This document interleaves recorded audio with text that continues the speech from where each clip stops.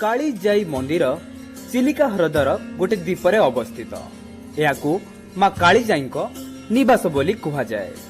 मां कालीजाई वास्तव में मां काली जे कि महाविद्यार उच्च अटंती।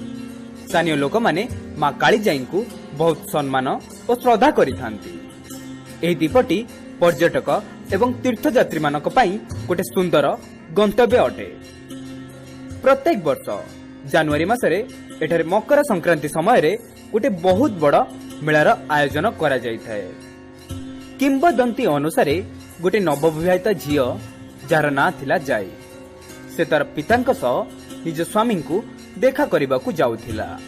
जेहेतु तार शाशुघर चिलिकार गोटे द्वीपर थिला, से माने ह्रद को पार करबा लगी गोटे डंगार सहायता नेइथिले।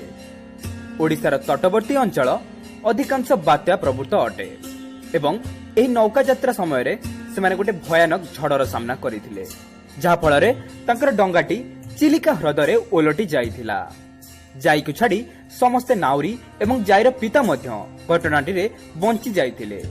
से माने जाई को बहुत खोजिबाकू चेष्टा कले, किंतु कोठी भी पाइले नाही। एही घटना रे से नवविवाहित झियर मृत्यु परे से स्थानीय लोकमानक पई भगवान पालटी जाइथिले। तांकू मां काली गोटे अंश बोली मना जाए एवं एथि लगी से जागा को काली जाई बोली कुहा जाए। पंडित गोदावरीश मिश्रक गोटे कविता अनुसारे जाई गोटे झियो थिला, जार विवाह पारिकुद द्वीपरे हेबार थिला, किंतु डंगाटी झड़रे लेउटी गला। तार दुखद मृत्यु होई गला एवं से होई गला मां काली जाई।